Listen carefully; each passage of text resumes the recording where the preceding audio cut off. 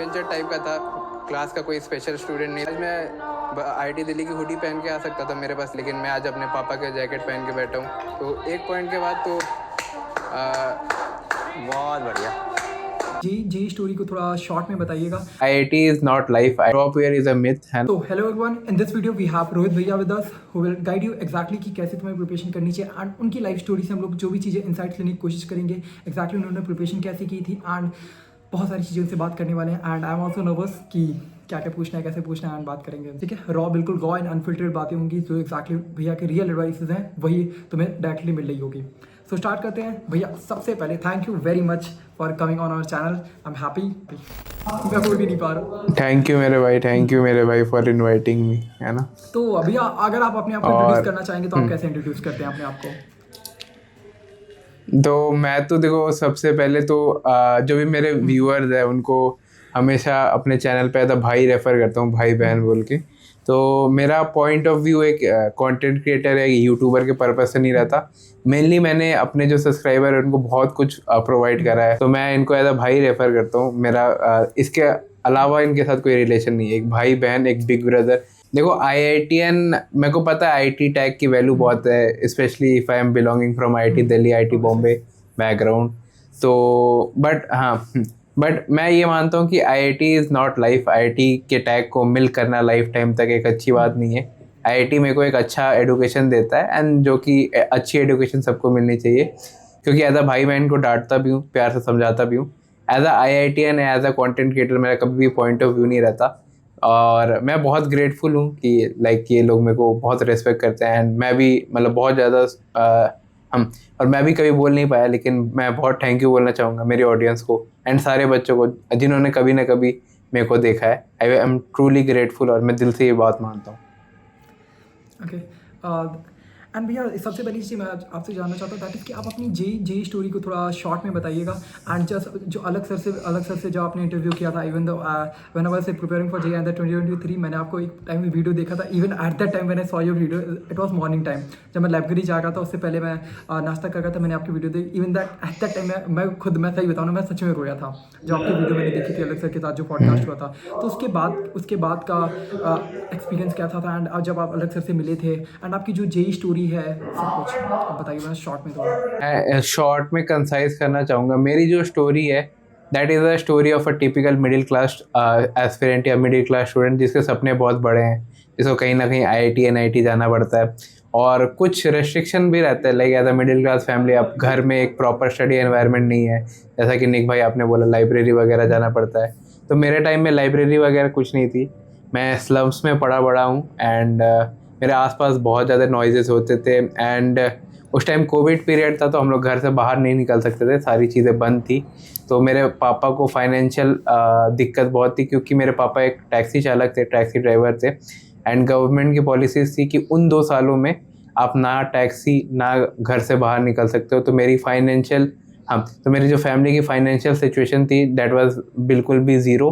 मैं एक private school या एक रेगुलर स्कूल में पढ़ता था, जिसकी फ़ीस भी मेरे को देनी पड़ती थी एंड मेरे को याद है कि मेरे मम्मी ने हाथ जोड़ के ऐसे प्रिंसिपल के सामने हाथ जोड़ के बोला था कि भाई थोड़ा सा फ़ीस की डेडलाइन एक्सटेंड कर दो। एंड उस टाइम पे बहुत ज़्यादा टफ सिचुएशन थी। मैं उतना अच्छा स्टूडेंट नहीं था, to be very Frank. 11th-12th में मैं अपने ही प्रॉब्लम से डील कर रहा था, मेरे सपने बड़े थे। तो यही चीज़ मैंने एक्सप्रेस करी थी इंटरव्यू में कि like how my parents paid यही चीज़ मैंने अपने इंटरव्यू में एक्सप्रेस करी थी कि एक मिडिल क्लास, एक स्लम से निकला हुआ लड़का कैसे IIT तक पहुंचा एंड उसमें पेरेंट्स का मेरा बहुत इंपॉर्टेंट योगदान था। उनके बिना आज मैं रोहित शॉ नहीं बन पाता। तो मैं यही चीज़ ट्रूली बिलीव करता हूँ। दैट वाज आल्सो, मैं बताऊँ ना, अब आपको मैं बताया था कि जब मैंने आपकी स्टोरी देखी थी काइंड ऑफ उस टाइम पे, तो मैं was cried at that moment कि यार कि इतना ज़्यादा मतलब आपने जो उसमें बताया था कि एट द लास्ट टाइम जब जे मीन्स हो गया था आपका, थोड़ा रिजल्ट बेकार आया था, देन उसके बाद आपने एडवांस की प्रिपरेशन बहुत ज़्यादा मेहनत की थी उसके आखिरी के टाइम पे। That was motivating at that मैं टाइम। लाइक मेरे को याद है उस पॉइंट पे बोर्ड एग्ज़ाम से एंड उस पॉइंट पे मेरी सिचुएशन ऐसी थी कि मेरे को लगता था मेरे बोर्ड में 75% क्राइटेरिया भी फुलफ़िल नहीं होगा। और एक जब JEE एस्पिरेंट का ख़राब हो जाता है ना प्रिपरेशन, सबसे पहला थॉट उसका आता है कि भाई वो ड्रॉप लेके इम्प्रूव कर सकता है, एंड मेरे माइंड में भी कहीं ना कहीं वो चीज़ें थी। बट मैंने ये चीज़ अपने पापा को कन्फेस करी थी। ये चीज़ें मैं कहीं शायद बताता नहीं हूँ, बट यहाँ रॉ बता रहा हूँ। पापा ने मेरे को बोला था कि भाई देख, तेरे को पढ़ाने के लिए अब हमारे पास इतना फाइनेंशियल नहीं है कि हम तुम्हारा ड्रॉप ईयर अफोर्ड कर सके, क्योंकि मेरी दीदी वगैरह सब कॉलेज में थे, सारे दोस्त वगैरह कॉलेज में जा चुके थे। देन आई डिसाइडेड कि ये मेरे लिए डू और डाई का सिचुएशन है। मैंने उस चीज़ को अपनी ईगो पे लिया कि अपने पापा को एक बार आईआईटी की बिल्डिंग दिखाऊंगा, क्योंकि मी एज अ फैमिली या हम लोग बहुत ही लोअर मिडिल क्लास से आते हैं, एंड हम लोग कभी कोलकाता के बाहर नहीं निकले। Like we never moved out. मैं मतलब अपने कोलकाता से तो बाहर निकला ही नहीं कहीं भी। ठीक है, एक आधा बार कभी बिहार गया हूँ नानी के घर, वो भी बहुत बचपन में। उसके बाहर तो मैं नहीं निकला। तो दिल्ली वाज लाइक ड्रीम, मतलब आईआईटी दिल्ली, आईआईटी बॉम्बे का वो पोस्टर मेरे वॉल पे लगा रहता था। तो मेरा वो ईगो पे आ गई थी of a like small boy या ऑफ अ मैन, कि भाई मेरे को भाई करना है तो करना है। मेरे पास कोई सिचुएशन नहीं है, कोई मेरी हेल्प करने नहीं आ रहा, कोई दोस्त यार कुछ नहीं है, बस घिस के पढ़ो। या एक इंपॉर्टेंट क्वेश्चन आता है अभी के टाइम पे, जैसे अभी सबसे पहले चीज़ है, अभी बोर्ड्स अभी जनवरी का जेएमएस कंप्लीट हुआ है, एंड उसके बाद काइंड ऑफ बच्चों के अंदर आता है, that is first is early drop ले लेते हैं। एंड जो 12th वाले हैं कहते हैं भैया कि अभी अर्ली ड्रॉप ले लेते हैं, प्रिपरेशन करेंगे, एक साल और मिलेगा मेरे को, तब प्रिपरेशन कर लेंगे। एंड वो जैसे ही जेएमएस का फर्स्ट अटेम्प्ट कंप्लीट होता है, जहाँ पर अगर परसेंटाइल ऊपर नीचे होती है, तुरंत उनके दिमाग में चलना शुरू हो जाता है, we will see in the drop year. ये सबसे पहले स्टेटमेंट दिमाग में आती है कि अगले साल देखेंगे, एक साल प्रिपरेशन करेंगे, तब जाके कुछ होगा। जैसे ही प्रिपरेशन जैसे जे खराब हुआ, डायरेक्ट ड्रॉप के बारे में सोचने लगते हैं, इंस्टेंट की पूरी तरीके से अपना अपर लेटर में जे एडवांस के लिए देते नहीं है, गिव अप कर देते हैं। एंड वो जैसे इतना 2 साल प्रिपरेशन किया, वो बर्नआउट फील होने लगता है, क्योंकि जनवरी तक इतना मेहनत किया, फिर उसके बाद रिजल्ट अच्छा नहीं आता, फिर बर्नआउट बहुत ज़्यादा होने लगता है, एंड प्रिपरेशन उस वापस से उस कंसिस्टेंसी में आप आ भी नहीं पाते हैं। तो उनके लिए, उन बच्चों के लिए क्या आप बोलना चाहेंगे? मैं बोलूँगा drop year is a myth, है ना। जो बच्चे मान के चलते हैं ड्रॉप ईयर में जेई एडवांस क्रैक कर लेंगे, जेई मेंस कर लेंगे, तो drop year is a myth. आप किसी भी ड्रॉप पर अगर कोई मेरे को सुन रहा है तो कमेंट्स में बता सकता है। ठीक है, ड्रॉप ईयर भाई बस 6 महीने का रहता है, एंड 6 महीने में आपको लगभग 70 to 80 चैप्टर्स कवर करने हैं जेई मेंस के, जो कि मतलब समझ लो कि हर महीने आपको 10 चैप्टर करने हैं। उसके लिए आप ऐसा नहीं कर सकते कि भाई मेरे को फ्रेश स्टार्ट करना है, मैं स्टार्ट से काइनेमेटिक्स पढ़ूंगा, वो टाइम चला गया। और ड्रॉप ईयर सबसे बड़ा मिथ है। मैं बोलूँगा कि आईआईटीज़ या एनआईटीज़ में भी जो परसेंटेज ऑफ बच्चे सिलेक्ट होते हैं वो है 60 to 65% बच्चे फ्रेशर्स रहते हैं, और 30 to 35% ही सिर्फ ड्रॉपर्स रहते हैं। एंड ड्रॉप ईयर के टाइम में ना बहुत लोनली टाइम रहेगा वो आपके लाइफ का।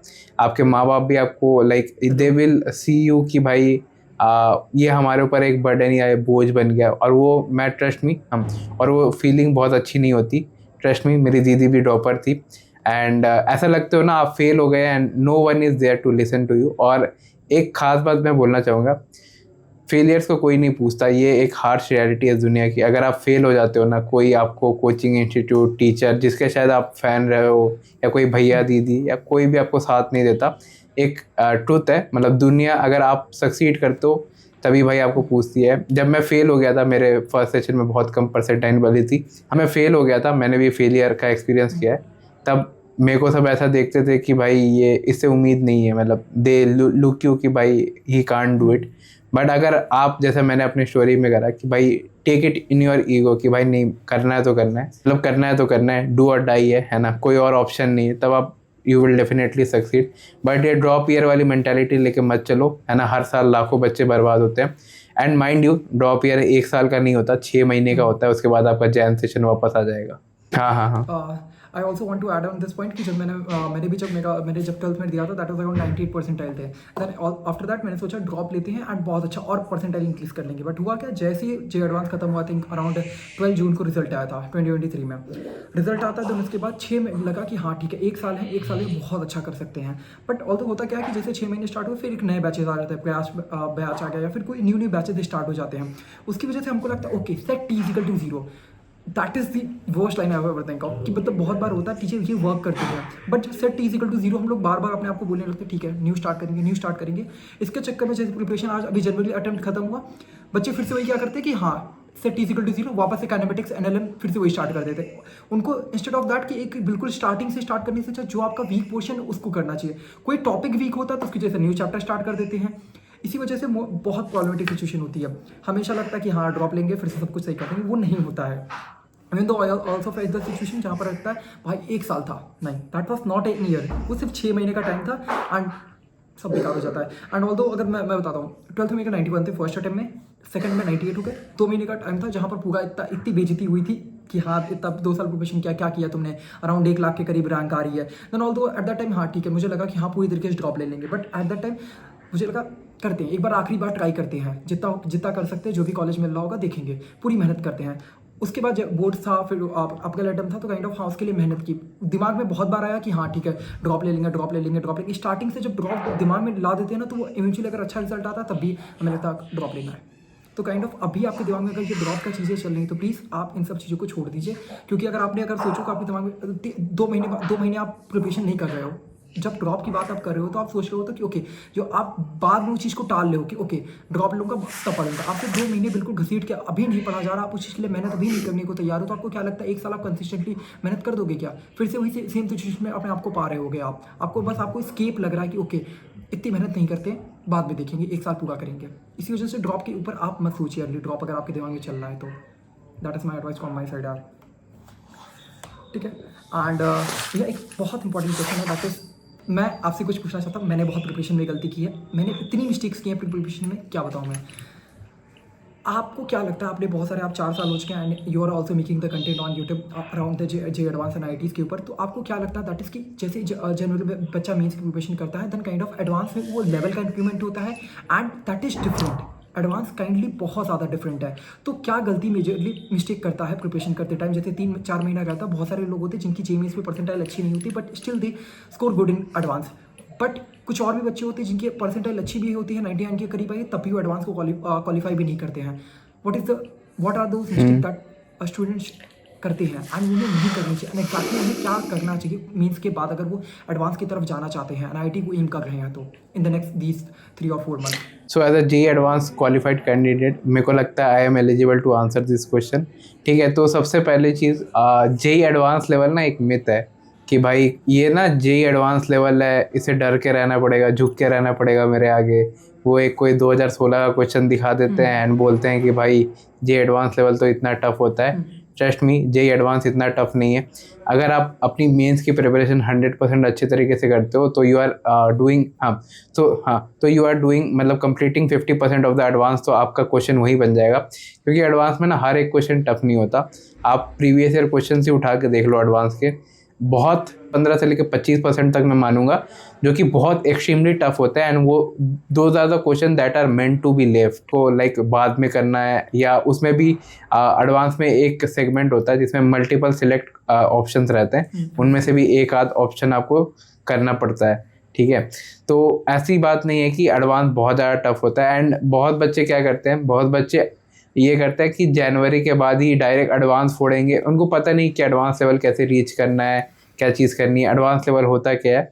एंड वो क्या करते हैं, वो एक मतलब कोई डायरेक्शन नहीं होता, मतलब एक आदमी जिसका कोई डायरेक्शन नहीं है ना, सबसे बुरा प्रिपरेशन उसका होता है। एंड ये चीज़ मैं मानता हूँ। तो मैंने अपने एडवांस के टाइम में मैंने अपने मेंस का जो बेस है वो अच्छे से कवर किया था, क्योंकि एडवांस के जो क्वेश्चन आपको मिलते हैं, एडवांस के जो आपको क्वेश्चन मिलते हैं that are multi link chapters, वो एक दूसरे से कहीं ना कहीं आपस में लिंक्ड है। हल्का सा भी थ्योरी, हल्का सा भी कंसेप्ट लग सकता है।